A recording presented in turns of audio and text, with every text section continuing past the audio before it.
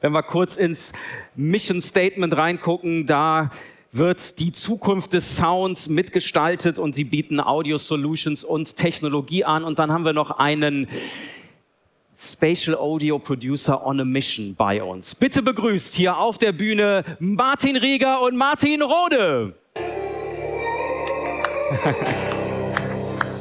Hi.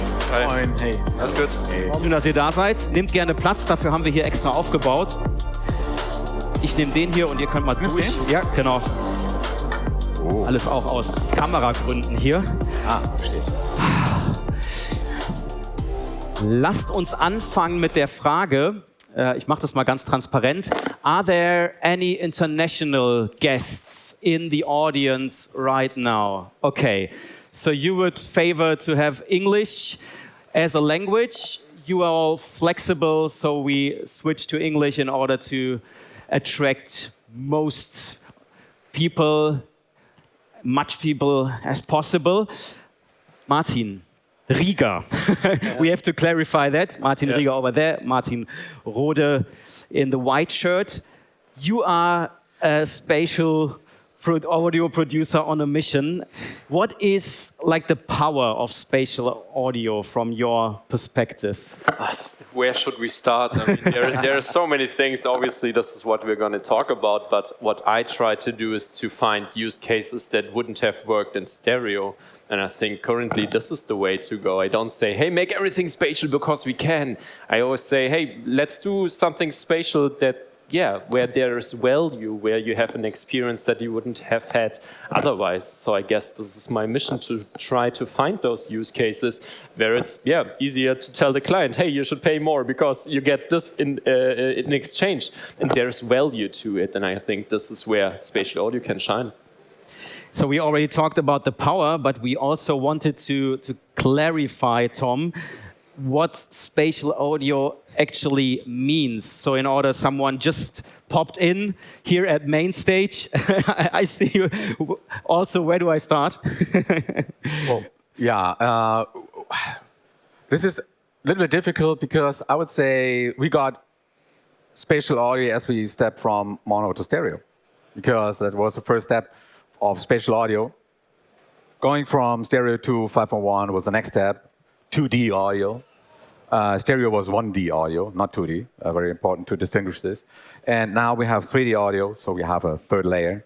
And but I wouldn't say that you have to have a third layer, so a 3D reproduction and mix to be really immersive. So especially in live, and Martin will certainly, I guess, agree to. In live, you have mostly just the possibility to do something on the front. So mostly you're not able to put loudspeakers and surrounds or surround the audience. And I would say this is still spatial if you have the possibility to increase the resolution of the event. So putting a lead singer in the center, putting the drums maybe over all the loudspeakers, maybe the guitar a little bit left, bass a little bit right, or maybe some of the musicians you add a tracker, maybe the lead singer for a special song or representation. So I would say this is spatial as well. Anything to add, Martin? Because he already did the link over to you. I just want to add something. I mean, we're talking nowadays about spatial audio. The definition at L-Acoustics is a little bit, I would say, more precise or different. So historically, we're coming from live audio, like theater shows, big concerts. And we tried to find a solution, an appropriate solution to have these kind of spatial audio in an appropriate way into live productions. And we start to distinguish these kind of terms a little bit because of what Tom is mentioning, that we have something frontal. The idea here was basically to have the right acoustical localization for the majority of the audience, which is not the case in stereo, where people in the center have a chance to localize phantom sources. But we want the people overall to see and to listen where this singer stands. Mm-hmm. And this is something what we called hyperreal. So everything in the front is hyper-real. And then there is the next step, basically, to go to immersive, spatial, if you're using surrounds and real-time overheads. And this is something what we can do. Of course, a touring production would never use surrounds and overheads because of they're running out of time to install all that stuff. But in theaters, like big shows, we're doing that. So there's a kind of, let's say, different consideration with the terms, let's say it way, to make this more separate. You agree? Or Yeah, it's funny. I mean, obviously, I do something with VR. Like, this is more the background I have. And we literally also say hyper-realism. Because in VR, most of the time, the common mistake I see is try to recreate reality. And this, it's basically then just a bad copy. And I mean, reality often sounds disappointing. I mean, right now it's loud, it's noisy. This is like not the experience you want to have. And if you try to recreate this event in VR, for example, you would have a bad experience. So the key would be to find, okay, what are people expecting the scene to sound like? And you would expect more of a clean, crisp sound that you wouldn't even have in reality. So I guess this is also what you're trying to achieve. Try to do it even better than reality, I guess. better than reality. Oh, that's like a good quote. What are actually projects that you are working on? I've seen a spectacular video on LinkedIn. You kind of introduce yourself and your various fields. So maybe you can give us a teaser, and later on you can check the LinkedIn accounts of all those guys here. I mean, it's very diverse what I do because it's intended. I don't say, hey, I only do music. I try to be open for anything. So it means like literally automotive companies come to me and say, hey, we have some VR simulator. How would the sound like for a car we haven't even built? And this is where I do like very nerdy consulting. Oh. But on the other hand, I also do like creative tourism commercials where we say, hey, how do cities sound like? And how do I make people excited for traveling by using sound, for example? So it can be marketing, it can be industry, and I'm pretty much open to anything where I see value for 3D audio. But I get the point. It is important that there is an added value by doing it, obviously. Yeah, there's no point trying to throw your 3D audio on a video that would have worked in stereo. Like, what's the point of it? Try to find a use case, and like this tourism commercial, it was like Beethoven 250 years, so they wanted to have something with sound, and then they gave me all the freedom to basically change how we filmed. I didn't film something and then added the sound. I basically did the sound recording and then told the camera guy how to do the visuals so that it would work better for 3D audio. And this is the freedom we have to make 3D audio shine. But just trying to use 3D audio because you can is not the way to go, I guess. Yeah, and not just following the trend, obviously. So what do you think about listening to those use cases he is describing? Because you are obviously a musical guy mostly. Is that something that you think about, that you already realized that these are options, Tom? So I could talk very long about this. Yeah. So the term of hyper-realism, I agree. Why not make it cooler as it is in reality? Absolutely. And but I also see what Martin, Martin said. The white shirt, Martin. Huh? The white shirt. Okay, Sorry. white Martin. So I said in my words, increasing the resolution and the localization. And this is a big point. And because it's live. And but if you have surround channels, because it's live, but it's inside, it's an installation where you maybe also have overhead loudspeakers, you can do much more. And why not doing a little bit more? And what I also would say, this is a mistake, and this is a little bit following what Martin Green said, or what I understood is thinking not using all the loudspeakers because you have the loudspeakers. That totally makes no sense. And we made this mistake as we started with surround in 5.1. So also in 5.1, we was able to create music experiences, not only live recordings where you see the bands and where you hear the audience and the surrounds, but also working with the instruments in a certain way that the experience is not getting gadget, so with a lot of flying objects, but being more engulfed more inside of the mix. And very often when I last sentence to this, when I do binaural and show to customers and also match the level, I always start with a 3D version, and then they listen to it and they, oh, cool, okay, cool.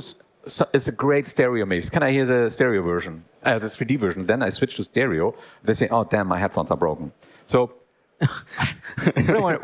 what I want to emphasize at this point is the task shouldn't be to move as many objects as possible, but to make it as plausible in an exciting way for the listeners. And of course, if you have classic, you have less options. If you have Kraftwerk, you have a lot of options.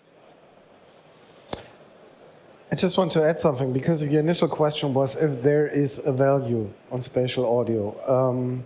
Coming from the live world, I have to say that the majority of all the productions we're doing would really benefit from it. And my experience is that, of course, there are some prejudices on many productions, but once they're doing it, they're realizing that you have always a certain number of people complaining about the sound on a concert. Always. Right? You know? And these are the loudest, but nobody is showing up. This is something that I was basically personally not expecting when we started this. I actually thought, okay, this is nerdy stuff for all the 19-inch guys like we are. But then Elisa went out with Mark Knopfler for the world tour, and the sound guys told me, hey, listen, we're on 6 weeks on tour and we never got any complaint and nobody leave any shitty comment on Facebook. And it happened to me when I was with Ralf Bauer-Diefenbach, for example, doing classic shows in Berlin, that we had the symphonic orchestra playing inside and we did Elisa outside with video screens.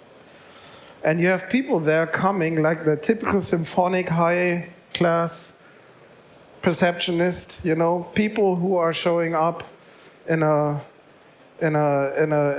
well-distinguished dress with 30 degrees outside and wanted to listen to Beethoven. And usually these people hate to see loudspeakers.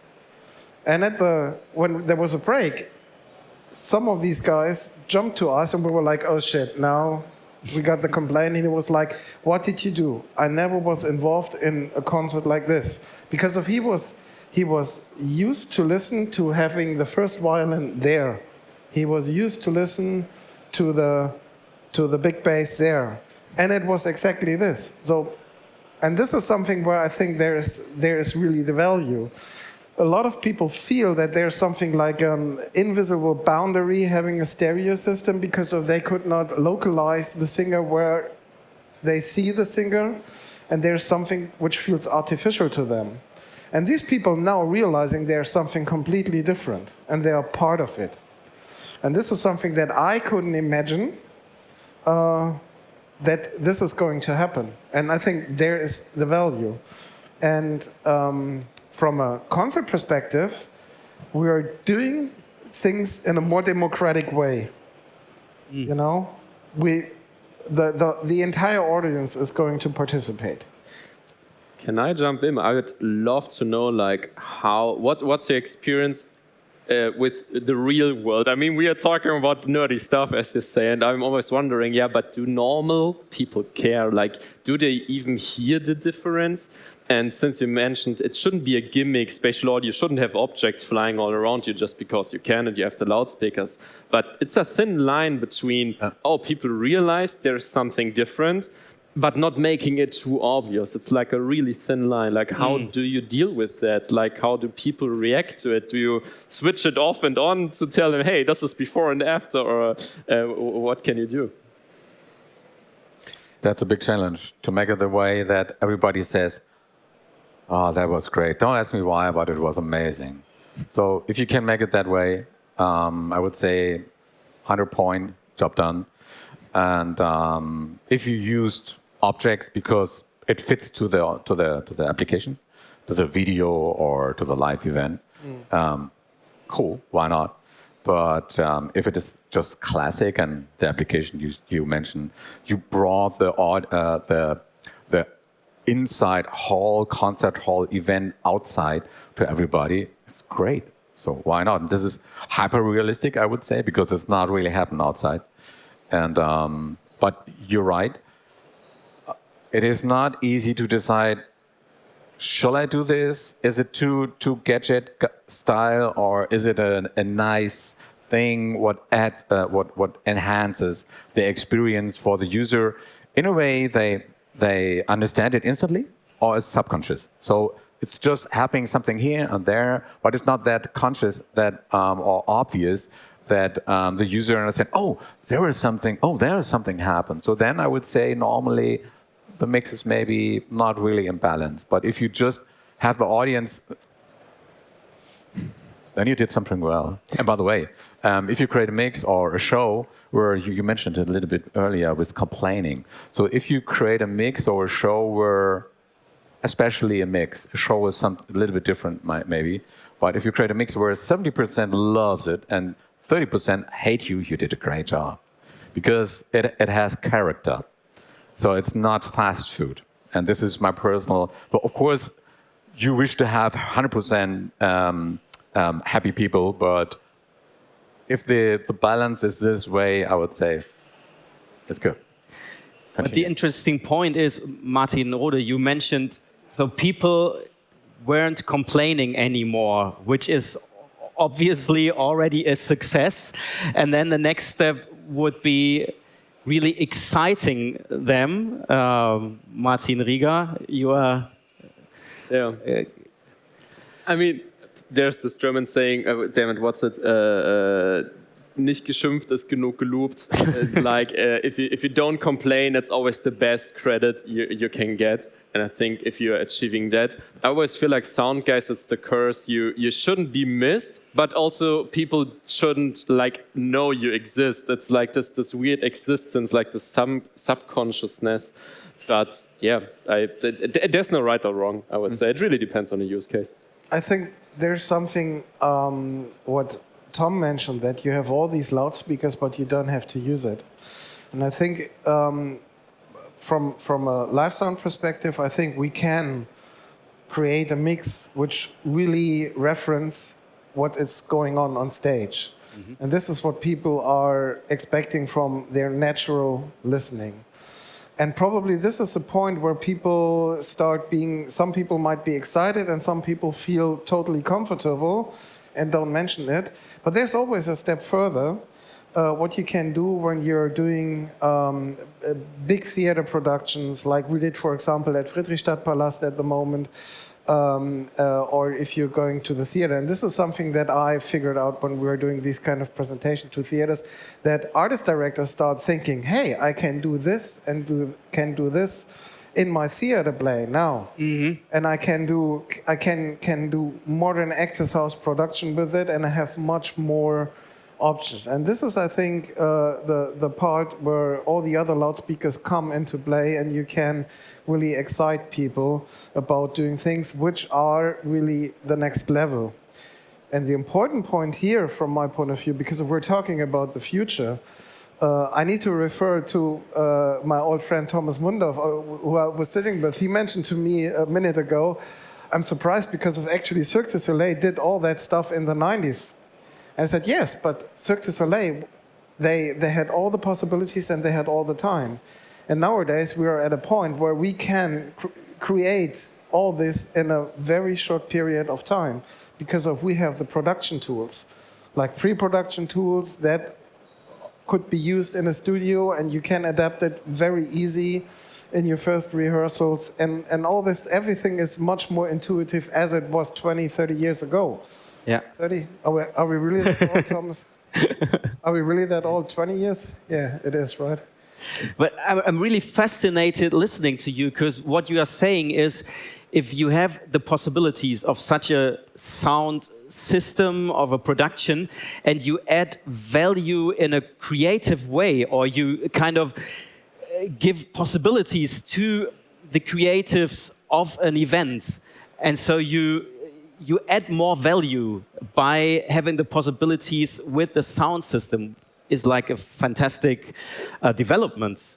Are you agreeing, Martin Rieger? Yes, like this is pro tip. I try to find this fine line between, oh, this is a gimmick, and oh, this makes sense. I try to use some sort of element. Maybe you have a theater and maybe the actor doesn't come on stage. Maybe the actor enters from behind, and that would be interesting for people. Oh, he's walking around. And this is how you use technology creatively, and suddenly you create a use case, not just because you can, but maybe it even adds to whatever you are trying to achieve. So this would be a way to go, to always making, it's a bit like those Dolby Atmos trailers you have in the cinema, where it's like super amazing sound, and then there's the film. Yes, it's the film, but the trailers are always like, oh, this is what Dolby Atmos is, and then you experience it, and then you understand what's happening. I think you can take a little bit of that and try to using it for your loudspeaker setup. So now we're talking about loudspeakers, and I remember when we had the chat beforehand, you are also like a headphone guy. You use them for your work, and you were kind of, so there was this point in the discussion beforehand. I'm a little bit disappointed, because the headphones, it sounds like, yeah, they also come along, but we should focus on the speakers. Can you maybe share this point of being a fan of headphones, also using in this field of spatial audio? Yeah, I mean, who has headphones? There we go. And who has 10 loudspeakers at home? Right? So I would say, fair enough. But you see the point, everybody has headphones. And the common misconception is that you need a special pair of headphones in order to experience spatial audio. But you don't. You do have to have content that was mixed spatially, binaurally, that was produced in a spatial way, or you have to have, I don't know, specific software or hardware. Apple is pushing this topic really hard, also calling it spatial audio, 3D audio, whatnot. And then doing a good job, you understand like what's happening, you can activate spatial audio, you can deactivate it. And it makes spatial audio for me so accessible, because I didn't always get those talks about having so many loudspeakers, because I don't even have that many loudspeakers. I mean, I have 10 headphones, but you get the point. You don't need 10 headphones. One pair is totally fine. And only if you want to have head tracking, this is now the new thing for headphones, that you rotate your head and the sound field adapts accordingly. Just like in real life, you move your head and the sound field adapts. This is where you would need a special pair of headphones. But for me, long story short, you can produce spatial audio, binaural audio on social media, as I mentioned, like those marketing campaigns literally just ran on YouTube, and people were said, hey, please wear headphones. And the first scene literally was first person you put on your headphones. And then you can still make it work. There's not this high level of, oh, having loudspeakers and Dolby Atmos and all those crazy formats you're talking about. But there's like this coexistence. I wouldn't say headphones are the byproduct or are worse. They can be better than loudspeakers. I mean, the stage around the corner, they use headphones, and it also works. So depends. Yeah. What's your opinion on that point Martin Rieger is making? Well, I'm doing binaural since 2000. I sold it to the film industry as an extra track on the first on the DVDs and then on the Blu-rays. So I have a lot of experience with that, also with different ways to make it. And in general, I agree to Martin Green, that binaural audio is, because of you can use every headphone with it and have fun. This is one reason why binaural is so cool. It is, you can distribute it as a stereo. It's 2 channels, so you can use the whole distribution chain for that. And also, you can make an MP3 from that. So if you not go too low, it is still translating, and everybody can hear it with their headphones. So this is in general. And then we have two main applications. One is production. I showed this in my slides. So I need a virtual loudspeaker system to create a mix who finally works on a real loudspeaker system. And then there's the other application Martin pointed out, where it is just let's make a cool binaural mix for the audience of my production. One disappointing thing in this is that, unfortunately, the big streaming services block it. So if you put a binaural mix on Apple or on, wie heißen die anderen? Spotify. Danke. Spotify. They kick it out. So especially if you notice, put this in the file name, it's binaural. They kick it out because I think they don't want to have a mix who works maybe not perfect on a loudspeaker system. Because if you use binaural, you play it on a loudspeaker system, no problem, you can do it. You will not miss something, nothing will break. You hear, depending on how you did the production, you hear a little bit, it has a bit roomy sound. So, and they don't want to have it. Apple earns money with the Dolby Atmos stuff as well as the stereo stuff with their binaural rendering. So they don't want to have your binaural rendering. And they also want to conform it. They don't want to hear my sexy binaural mix and Martin's sexy binaural mix, who sounds totally different. They want to have, let's say, the same experience to get as less as possible complaints from the audience. And they want to play every stereo track on their binaural processing if you switch it on the headphone. So this is a tricky thing. So the one application is only working with the market rendering engines like Fraunhofer, MPEG-H, as well as the renderer from Dolby or from Apple. It's different. And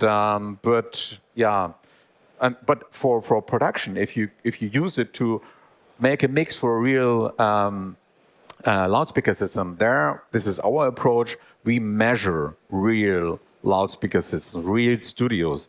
You hear the loudspeakers and the coloration. You hear the room and the reflections. And this is very, very important to make a mix who finally works on a real loudspeaker system, especially if you judge reverbs. So if you mix in a dry anechoic chamber style externalization binaural processing, then you definitely put too much reverb on it.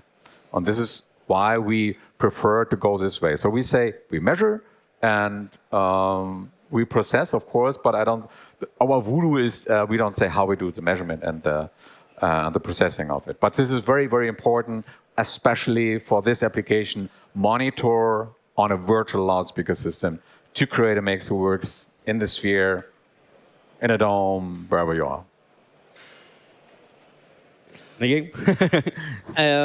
Sort of. I mean, the current way to go is, I mean, you just explained what object-based audio is, how you work in a loudspeaker. I think you get the basics, that you work in a studio. In an ideal world, you have multiple loudspeakers, you do your object-based mix, it plays back on channels, and then you export it. And then nowadays, there is this magical button that transforms the spatial mix from loudspeakers to headphones.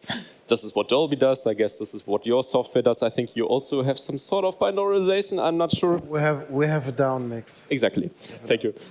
But for me, honestly, it doesn't work yet. It's close. You have some sort of spatial experience.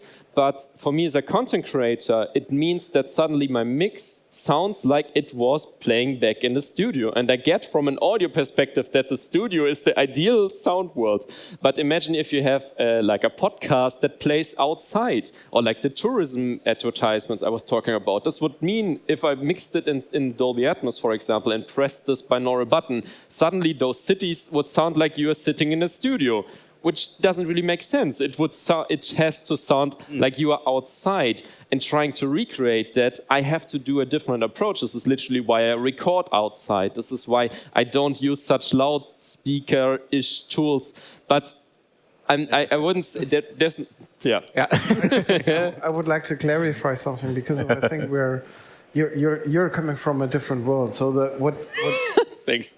Yeah, I mean, so what I mentioned, the down mix. What we're doing is not meant to be a down mix for headphones and being a super proper mix. This was basically done for, okay, you can have, while you're doing the show, a stereo recording, just to check some things. I think the importance and the justification for the headphone in our approach is that we are using Elisa Studio. And once you're sitting in a tour bus and you know I'm in the stereo rig the whole tour, but tomorrow there's an Elisa show, I can use my multi-track system and I can start doing the mix. And I can load in the loudspeaker design that I have in the big venue, and I can see if I'm doing a wrong decision, like having a 20-meter wide stage. It's probably not the wisest decision to have the drummer panned on the right side while the percussionist is on the left side because of delay, what Tom mentioned in his previous presentation. So this is something what makes you aware of. So you're ending up with something where I would say you're ending up with 70 to 80%. Not to do the completely wrong decisions, but it's not meant to be a proper headphone mix. So if you would do a headphone mix, you would do something completely different. So this is a very fast and easy pre-production tool in our case, because of we're loudspeaker manufacturer, we're thinking of with real loudspeakers, which doesn't mean that there is no justification for what you're doing. It's only a different approach.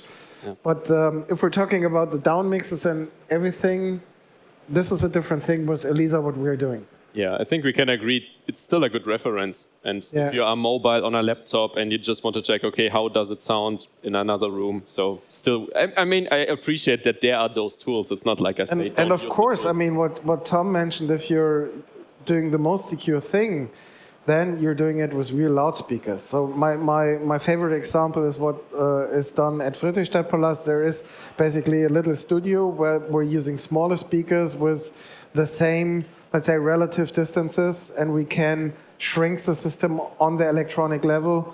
We have so-called scaling factor, and they can do the mix, and once they're going to the big venue, they adjust the scaling factor, and then they're ending up with, like, they have to do something on the EQ, of course, because of in the big venue there are large arrays. But this is working very well and very fast, and you're starting with your first main rehearsal in a very, very prepared way. Mm-hmm. But you're more safe doing this on loudspeakers, of course, instead of the headphone. Yeah, so obviously we're here at the point of preparing live shows for immersive sound. So what are your experiences? Maybe you can add something to Martin Rode. Yeah, so exactly, the binaural rendering is a trade-off. And in some processings are better trade-off, and some not as good. And it's also very personal and individual decision what convinced you most, which binaural rendering to create a mix, who finally works on a real loudspeaker system, correct. And for the live production, so, this is some slides. I showed some slides. I will show many more slides a little bit later in the workshop. It is, so this is the reason why we have a spatial audio designer plugin for the audio workstation and why we have the processor on site. If you create content who should be played back on site, maybe additionally to a live event, then you, of course, create this in a studio. So you need a tool what supports you, and this is what I mentioned with what I meant with workflow. You need a tool that supports you where you are, with your as best as possible in your mixing environment, in your audio workstation. This is our approach, and this is the reason why we have this plugin. What is not only automation, recording, and playback or editing, it is also real production, and finally exports the format what you can play in every location. However, you have a rendering tool, or you have an audio workstation or media player. So this is something very important you have to have in mind. And I also mentioned it in another slide, if you go live. So if you prepare your show for live, then you cannot do something in the studio. So you need to work on the application you finally use for your live event. And then you need a software version of your processor, or a processor or the opportunity to assess the processor without playing it in the audience to do all the preparations. And this is also something I will show in the workshop more detail. There is I would say there's a certain, there are certain things you can prepare, and there are certain things you can not really prepare. So all the live stuff, so you can, the best step, and this is what mostly happens, you do a rehearsal. So you make a small environment, your band is there. So, and if U2 starts to count in, you don't want to start to name your tracks and make the general positions. So you should be prepared with that. So in the rehearsal, you do the first fine-tuning for, is it more or less, or maybe a little bit more bass jump, finding more or less the mix. And then you go on site, like in the Sphere or in any other environment, and then you have to do, again, a rehearsal, maybe 1 in the morning, you check, okay, everything is working the way I think, I do here some tuning or so. So this is, I would say, 3 steps for live. So the main preparation of your panning processor offline, nobody has to be there. The rehearsal, where you do all the, let's say, 80% of the work, and the final 20% you do on site in the rehearsal, exactly in the environment where you are. Sorry, long answer for a short question. Something coming up to you, Martin, when listening to Tom? Yeah, I mean, I can tell from experience that, from my point of view, it's possible to prepare live productions very well, not for 100%, but with what you can do with Elisa Studio, what you can do with a little pre-production studio that is adapted to what you're doing later on, you're ending up with 90% of what you can prepare. And the positive thing about that is that you also can interact with the artist, because of when you have, for example, musical director, he can use his Pro Tools and Elisa Studio on his laptop. It's a freeware software, so he can do some adjustments already before you go the next step. So that's definitely possible, and it's adaptable. And it's coming also out from the approach that we are following up with, that this system has to work properly in touring situations where you are in a different venue each day. Mm-hmm. So like in this case, there's a mix from the front of house engineer, and the system design is slightly adjusted to each venue, but we are loading in the system design into the processor, and then you are starting where you finished on the day before. Of course, you have to do something on the EQing, because of the reverberation in the room is different, of course, but that's a system engineer's job, you know? Yeah. So you can't take this sphere with you to every city, obviously. What's coming up to your mind, Martin? I have a question for you guys, because in an ideal world, you do your mix in the studio, then you go to the venue and do some adjustments. I was wondering how dependent the whole mix is on yourself, because I literally have this use case right now.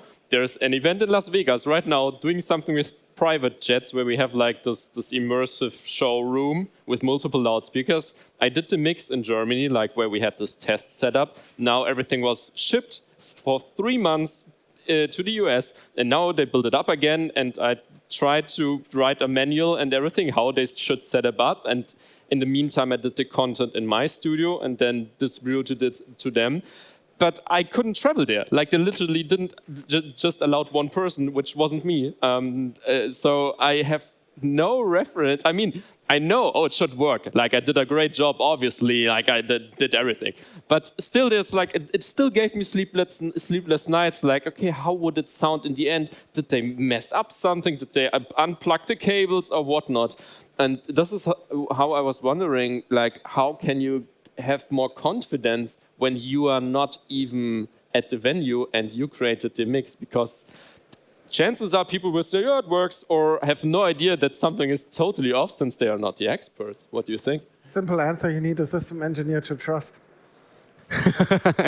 Yeah, but I mean, this is something what you do on a daily basis. I mean, meanwhile, system engineering became so good in doing analysis and measurements that you really can rely on a system frequency response and that you can estimate that it will work or not. There's the biggest unknown factor is still the room, of course. And especially in the low end, all the rooms are different. And this is basically the work of the system engineer to handle the system appropriately. And the last step is always that you have to change something in the mix, that you find out, okay, maybe we should have less bass drum, or we should have less bass guitar here, or subharmonics because of it doesn't fit with the room. But I would say 80% of that could be fixed by a good and experienced sound engineer, which is always, from my point of view, a team with a mixing engineer. So these guys at front of house, these are basically the married couple, you know? They should know what they're doing. So whom would you add to this couple? Sorry? Whom would you add to this couple that he is describing? I would say the first thing what is very important to understand, it is not the same as you did the mix. So like in every Dolby Atmos studio as well. So if you listen to it in that theater and that theater and that dub stage and that dub stage, always you move in, you hear your mix, and this is a very controlled environment. You listen to it and say, is it really my mix? Sometimes you're excited because it is much greater than your place where you work. Sometimes you say, it's different. But this is the same as in stereo time. If you go in a new studio, it is always you need to learn how this really works. The studio, find your monitoring level, and after a while, you arrived. And I would say you have the same thing in a well-calibrated environment. So if you have a well-calibrated loudspeaker environment where someone is also care about the differences to your mix. Let's say you did a two-layer mix, but there's only one layer. I would say you can, if you did everything well, so if your system is calibrated correctly, this is mandatory, really, then I would say you could be very sure that the experience is different, but still in the way you want to create the experience of the listener. So at a certain point, if your mixing environment is calibrated and you know there's a calibrated system where it is played on, I would say, let it go. Don't think too much on it. So this is the way I do this. Yeah, it's a thin line between, this could work, or it could go. It is a thin line. So it is a trade-off. So if you make a mix on your Dolby Atmos system or 7.1 system in your cool studio or with binaural, and you play it on a 40 loudspeaker system, this is, of course, what we also mentioned before. Finally, it makes sense to make the fine-tuning on site, if you can, or an experienced sound engineer will do the finalization for you. And I wouldn't say that this is, you will hear something totally different as you expected in your mix. Yeah, but always good to have in mind that you need to have like certain adjustments on site. So you have to work in a calibrated environment. So if that works, so sound level-wise, also very important. Don't touch the monitoring level, and also from the reproduction, from the coloration, the frequencies and the level. If this is calibrated correctly, then you certainly made a mix who works great on an ELISA system in a live venue where you have a little bit different loudspeaker configuration. Okay. What would you guys say, like how much more effort is this to do a decent spatial mix compared to a stereo mix? Because with what I just mentioned, we had like some sound demo and it was like 1 minute, and throwing stereo sound effects on it to have a preview with music, it took me like 1-2 hours. But doing this whole spatial mix to make it really good took like 1 week or something. And this kept me wondering, okay, like for this thing, it took way longer than when I record, I don't know, 360 videos. I have a setup where I know, okay, this works fine and there is not much I have to tweak. I feel like for live, it transports fairly good, and could even be easier for the FOH to have a decent sound experience and not having to tweak the equalizer as much because you have more freedom in the spatial image. Like, what do you guys think? Like, should we tell the guys it's not more effort, or do we have to say, oh, it's more, it's expensive because it's more effort, or what do you think? Yesterday I had a discussion with a producer I met here. I know very well. He has a Dolby Atmos studio here, and another guy. He said, "Well, how would you do this? Because we don't get much more money for the Dolby Atmos mix, just a little bit." And they asked me, "How do you start?" And so my way to go is don't start in stereo. Start with immersive mix. Start in immersive, and you mentioned it. You have so much more space. You need less EQs. Your decisions are much easier to make for your mix. So the result that you say, that's what I want, is my personal opinion, my experience as a mixer is quicker to reach as doing this in stereo, because you don't have to do so many trade-offs. In stereo, you have to think, oh damn, the vocal is not loud enough, and now the bass drum is covering this or covering this one. So it is much easier to decide. And in our products, the Spatial Audio Designer plugin as well as a processor, you can just disable the binaural processing, and you hear the stereo version separately rendered. And then my experience is, and this is what I told him, then just disable the binaural processing, and you hear more or less all your decisions you did before. And then this is my personal experience, you do a little bit tweaking here, a little bit tweaking there, but it's not a new mix, because you will pretty much find the decision you did in immersive in the stereo version, and maybe you created or you get now a stereo mix who's different as if you start in stereo. And my experience is very often I would say, well, I like that version certainly, or I'm sure I like that version much more than a version where I started in stereo. So this is a very interesting experience. Start in surround or in 3D and just hit the stereo button, not down mix, extra render to the stereo version. So just quitting all the Y and Z parameters, just using the X parameter, and then you will see, oh, not far away. So why not? So this is a trick I use, and this was my answer to these guys. This is my trick to not using much more time, maybe, yeah, just a little bit, to make a mix who works in immersive and in stereo. Helpful, Martin? Oh, Martin wants to add something, yep. To comment on this, I'm not a dedicated mixing engineer, I'm a systems engineer, but with my close work with mixing engineers, I realized, and this is what they told me, is that it's actually for them more easy. And once they get used to it, they are faster. Because they have to think about less EQing. Like for me, it's like if we're having a big number of objects that we are putting on a two-way street in a stereo system, so we have to do something with the EQ to prevent masking. And now we are able to distribute things on more loudspeakers, which means less masking. And also, if you think about mix for symphonic music, where people usually using groups for different delay times and everything, this is all done in the processor by simply placing the objects where they are.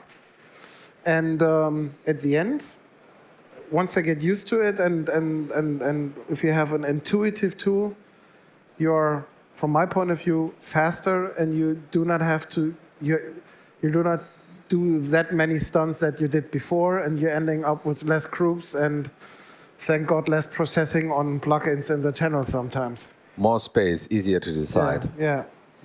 Maybe before you jump in, I would like to open up to the audience. So in case there are questions, thoughts, ideas, Complaints. visions, or complaints. Jörg is equipped. Oh yeah, over there. Who are you and what's your question? Hi, I'm Max. I have one complaint. You said that the audience experiences Dolby Atmos at the cinema.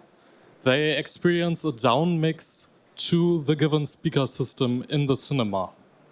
The only way a customer experiences Dolby Atmos at the moment is with head tracking, I think. Binaural mixes to streaming services, maybe that's because there is not monocompatibility on the binaural signal, because you start moving times around, and then when you mix it down to one channel, i.e. a speaker on a phone, you get phasing issues. And what is the question? Yep, there was. Is there a question added, or just your? And the question is, how do I convince my customers that they need a spatial setup for their corporate event? Or to corporate? Yes. Corporate. Oh, okay. Well, if you do corporate events, you're lucky if you have a Dolby Atmos environment. Normally, you could be lucky if you have quad or something like that, or many loudspeakers in the front, maybe 2 or 3 in the surrounds. And one step is if somebody creates something in Dolby Atmos, so delivers an ADM, you can render the ADM on that loudspeaker configuration. And our approach is allowing you also to say, you tweak it a little bit, because it doesn't reflect the same as you did in Dolby Atmos in this environment. So this is a possibility. And you said binaural. Well, if you want to convince your customers, you don't need binaural. So, or you could use binaural, but it makes more sense to convince such people with in a studio, to bring them in the studio, and then it's very easy to sell it. It's no problem. But this binaural stuff with Apple is something totally different, I would say. I mean, it depends a lot on like what's the corporate event like. When it's like literally just people talking on stage all the time, like what's the point of making it spatial? If it was like a round table, oh, you could spread out the voices a little bit, but that's that. But if you say you have a corporation who wants to sound innovative and wants to do something fun, and it just matches to the values of the company, I guess this is where you have way more freedom to sell them something with spatial audio, because it's innovative. You have all the buzzwords there. But when it's just like the typical German, I don't know, industry selling whatnot, you will hardly convince them. So I guess it really depends on your audience. Yeah, and you need to have the benefit as well. Yeah. We heard sometimes the term downmix. If we do binaural rendering, we do not do downmixes. A downmix is a 5-for-1 where you say you put the center a little bit to the left and right, and the surrounds a little bit to the front and right. This is a downmix. If we do renderings for binaural, then we render every channel separately on a virtual loudspeaker system. This is not a downmix. This is an extra rendering.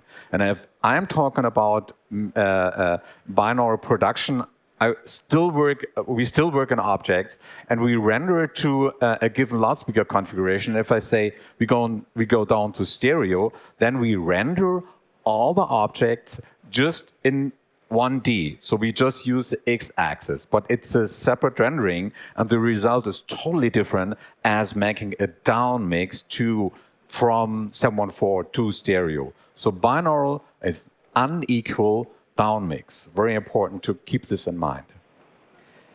Okay, so we do have time for either one more question or a round of final thoughts about the future and the future of spatial audio.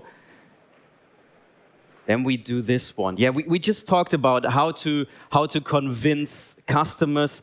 Martin, Rieger, what do you think will be crucial importance to find like more acceptance for spatial audio solutions?